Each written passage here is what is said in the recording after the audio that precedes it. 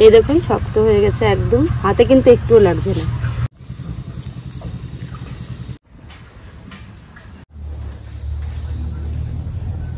নমস্কার বন্ধুরা, রেখা kitchen with village food আপনাদের সবাইকে অনেক অনেক ভালোবাসা। আজকে দেখুন সকাল সকালে এই যে লাউ নিয়ে এসেছি। তো আজকে এই লাউয়ের রেসিপি শেয়ার করব। তো কি রেসিপি শেয়ার করব সেটাই বলছি। তো আজকে লাউ দিয়ে একদম ইউনিক নতুন রেসিপি করব। লাউ দিয়ে তো আমরা অনেক কিছু খেয়েছি, মাছ দিয়ে রান্না করে খেয়েছি, লাউ চিংড়ি খেয়েছি, নিরামিষ খেয়েছি, কিন্তু আজকে লাউ দিয়ে করব পনির। তো চলুন কিভাবে করি পুরো ভিডিওটা দেখবেন, আমার সঙ্গে থাকবেন। প্রথমে লাউটা আমি কেটে নেব। তো এই রেসিপিটার জন্য একদম কিন্তু কচি লাউ লাগবে। তো আমি এই যে কচি দেখেই নিয়েছি লাউটা, আমাদের জমিরই লাউ, আমি আজকে যাইনি, ওকে দাদা এনে দিয়েছে। তো কেটে নিই লাউটা।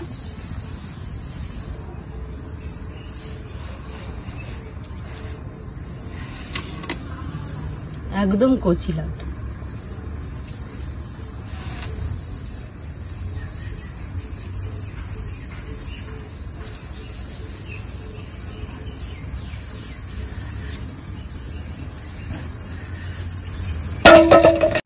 তো লাউগুলো আমি ছোট ছোট করে কেটে নেব।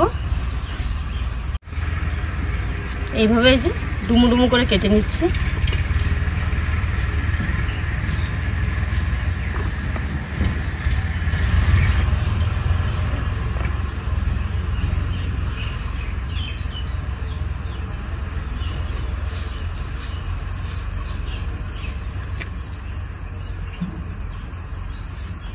তো এদিকে আমি একটা মিক্সির ঝাড় নিয়ে নিয়েছি, যে কেটে রাখা লাউগুলো মিক্সির ঝাড়ের মধ্যে দিয়ে দেবো।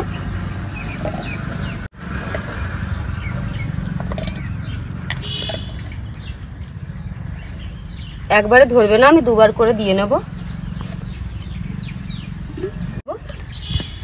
এইভাবে আমি পেস্ট করে নিয়ে আসবো। এই যে আমি পেস্ট করে নিয়ে চলে এসেছি, আবার খুলে দেখাচ্ছি। এই দেখুন আমি একদম মিহি করে পেস্ট করে নিয়েছি। এই যে এবার এটা এই যে ঢেলে নিচ্ছে একটা গামলার মধ্যে। প্রথমে দেব সামান্য লবণ, 2 চামচ ময়দা, 4 চামচ দিয়ে দেবো গুঁড়ো দুধ। গুঁড়ো দুধটা না চাইলে নাও দিতে পারেন, এটা দিলে খেতে বেশি ভালো লাগে তার জন্য দেওয়া।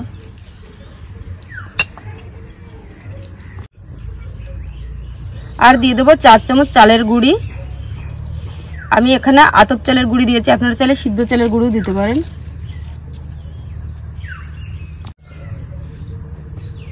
আর দিয়ে দেবো সামান্য খাওয়ার সোডা, বেকিং সোডা। দিয়ে দেবো 4 চামচ টক দই। আমি 4 চামচের এই যে 4 চামচ দিয়ে দিচ্ছি টক দই, সবই 4 চামচ মেপেই দিচ্ছি।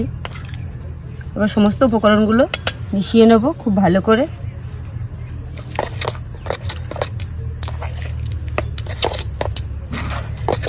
সবকিছু খুব সুন্দর করে কিন্তু মেশাতে হবে। এর ভিতরে কোনো গোটা গোটা থাকলে কিন্তু হবে না। আমি এখানে একটা থালা নিয়ে নিয়েছি, তার মধ্যে একটু সাদা তেল দিয়ে দেবো। সাদা তেল দিয়ে পুরো থালটার মধ্যে আমি খুব সুন্দর করে মাখিয়ে নেব এইভাবে। এবার আমি যে ব্যাটারটা বানিয়েছি এটা দিয়ে দেবো থালার মধ্যে।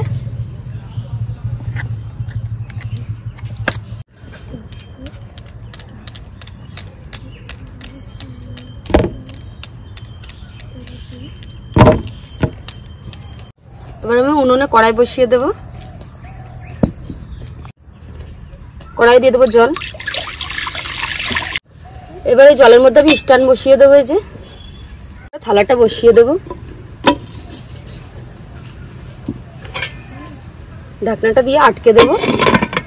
এবার উনুনটা ধরিয়ে নেব। এই পনির রান্না করার জন্য আমার কিছু মশলা লাগবে, সেগুলো আমি বেটে নেব। এখানে আমি নিয়েছি ছোট একটা পেঁয়াজ, মাঝারি সাইজের, কয়েক কোয়া রসুন, দিয়ে দেবো অল্প কয়েকটা শুকনো লঙ্কা, আদা, একটা গোটা টমেটো, আর দিয়ে দেবো একটু জিরে। এই সব কিছু দিয়ে আমি মিক্সিতে পেস্ট করে নেব। তো এবার আধা ঘন্টা পরে আমি চাপাটা খুলে দেখাচ্ছি। যে এই দেখুন শক্ত হয়ে গেছে একদম, হাতে কিন্তু একটুও লাগছে না। এই পর্যায়ে এটা আবার আমি নামিয়ে নেব। এই যে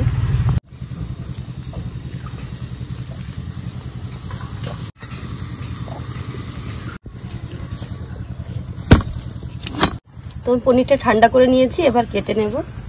চারিদিকটা এই যে ছুরি নিয়েছি, ছাড়িয়ে নেব। এই যে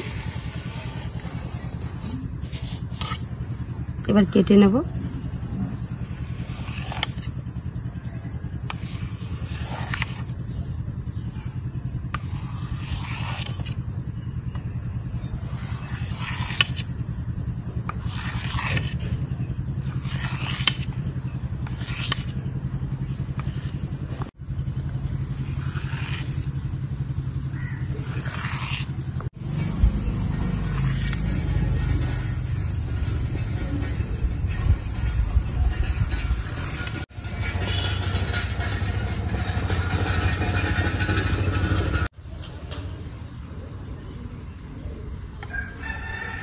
পিসগুলো আমি আমার মতো পিস বানিয়ে নিয়েছি, আপনারা আপনাদের মতো করে বানিয়ে নেবেন।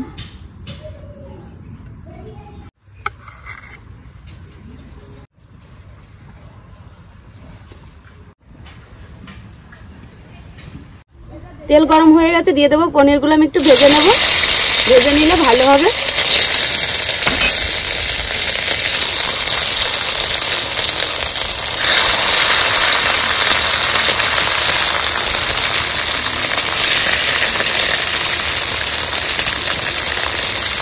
আপনারা চাইলে নাও ভাজতে পারেন, ফ্রিজে রেখে দিতে পারেন, রেখে দিয়ে অনেক দিন যাবত খেতে পারবেন। এইভাবে রাখলে কিছুই হবে না, ফ্রিজে রাখলে শক্তই থাকবে। এবার আমি তুলে নেব। এই যে ভেজে নিয়েছি, হালকা হালকা করে ভেজে নিয়েছি, এই হালকা হালকা করে তুলে নেব।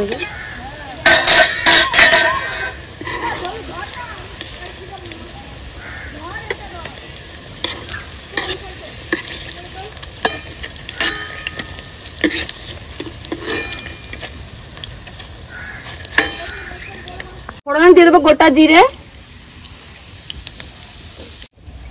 দিয়ে দেবো বেটে রাখা মশলা,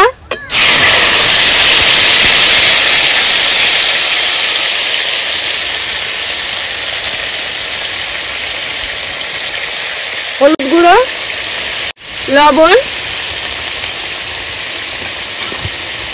সব দিয়ে মশলাটা সুন্দর করে কষিয়ে নেব।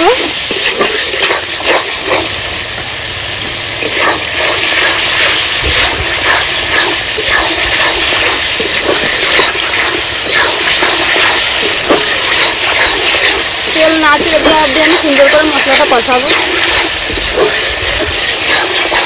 মশলাটা সুন্দর কষিয়ে নিয়েছি, এবার এর মধ্যে দিয়ে দেবো জল। যে বাটিতে আমি মশলা দিয়েছিলাম সেই বাটিতে করে জল দিয়ে দেবো। খুব বেশি জল দেবো না, অল্প দেবো। এইভাবে আপনারা বাড়িতে পনির বানিয়ে খেতে পারেন। এটা কিন্তু যে কোনো পুজো অনুষ্ঠানে খেতে পারেন, শুধু পেঁয়াজ রসুনটা অ্যাভয়েড করবেন, তাহলেই হবে। সামনে তো গণেশ পুজো আসছে, চাইলে বাড়িতে বানিয়ে খেতে পারেন, শুধু পেঁয়াজ রসুনটাই দেবেন। মশলায় খুব সুন্দর জাল উঠে গেছে, এবার আমি দিয়ে দেবো ভেজে রাখা পনিরগুলো।